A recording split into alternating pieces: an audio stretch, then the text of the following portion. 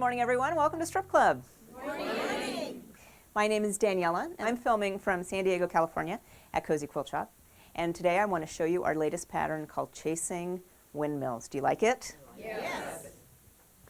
Here we have 2.5-inch strips, background fabric, and accent. Our strips have this wonderful collection of blues and purples and golds and blacks, very rich.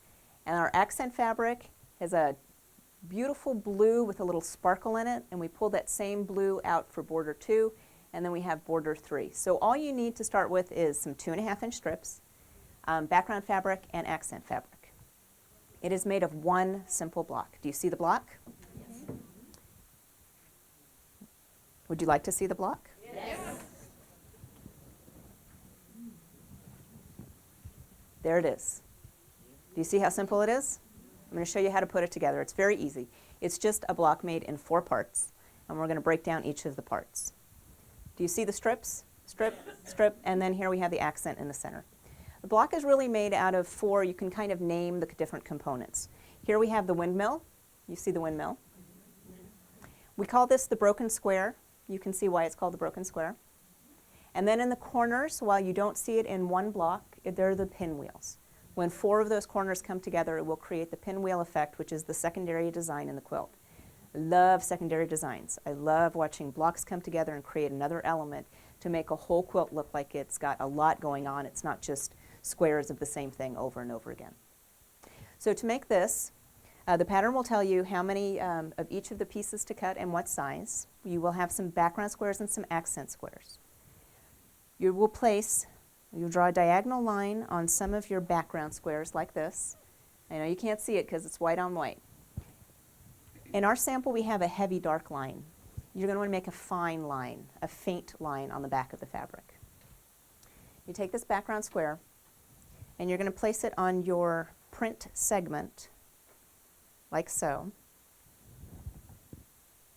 And then you're going to take that to your sewing machine, and you'll stitch a diagonal line towards the point. You'll stitch on that diagonal line just a thread towards the point to create a diagonal seam that goes this way. And then you're going to flip this piece over like that. Make sure the edges go to the point. When you're convinced that it does, you're going to flip it back, and then you're going to cut away the excess fabric behind there.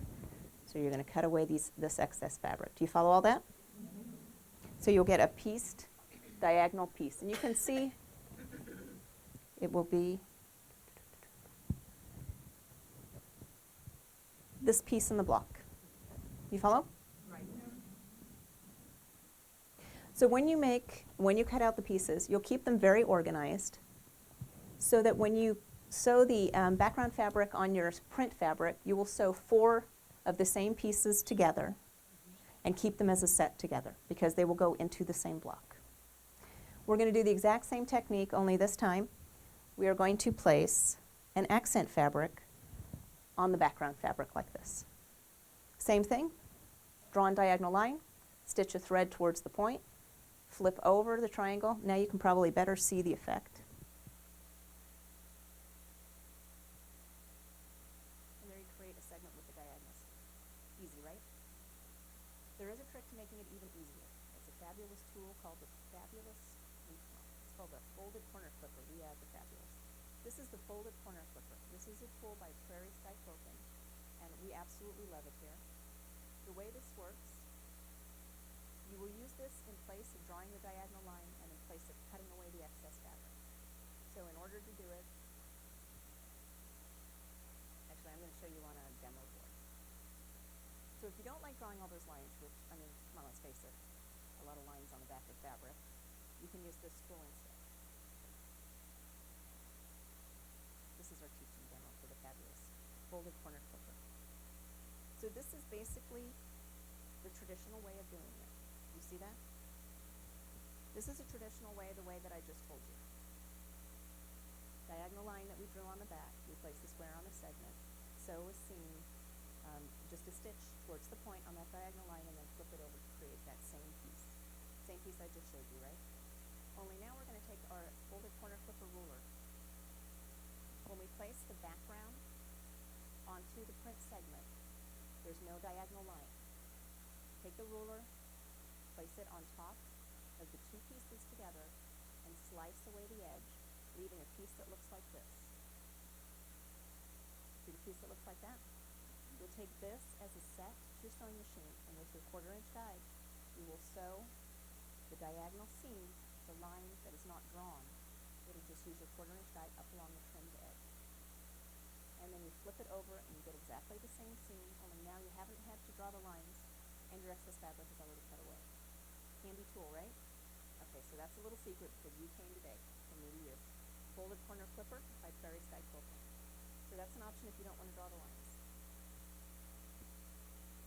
Now we've made a bunch of these, 4 that are the same. We made a whole bunch of these because we're going to use them in the blocks. Now you want to see how the quadrant comes together? And I'm going to need your help because it's always different when I do it up here. Now you're laughing because you know already. It's always different up here. Okay, so I have this piece. I think it'll go here. That's the sort, right?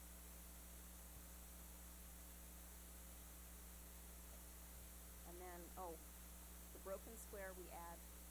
So the segment that we kept for the broken square, we add a background square to it. And I think that piece will go here. And then for the final piece, which is the one we just made, that will go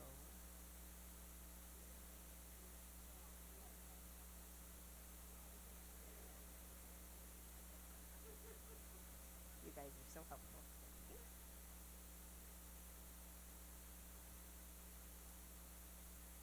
So now we'll sew those 3 pieces together. Make 4 just like that. Twist and turn those 4 pieces together. It makes it fast. Yay!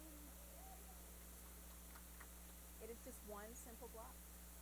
It repeats. The 4 pinwheels, the 4 little triangles come together to make the pinwheel. And there you have your casing windmill quilt. Not so hard at all, is it? Any questions? Did I show you a cool tip too? Yes. So you can imagine this in many other colors. Imagine with me. Do you have any other colors? Can you show us? You are so spoiled. Yes, we are. I do have one other color sample for you, if you would like to see, because you asked so nicely. Look, I had pre-made blocks. Don't laugh at me.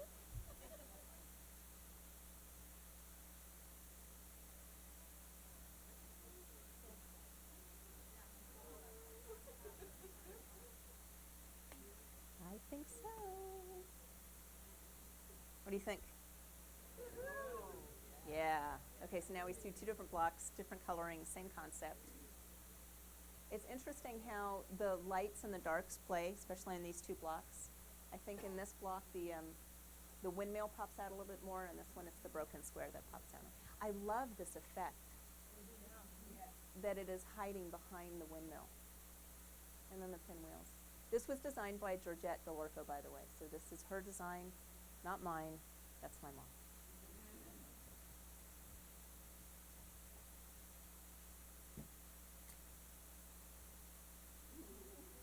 Thank you, Lonnie.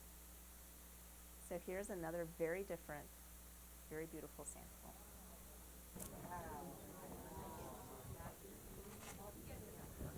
Aww.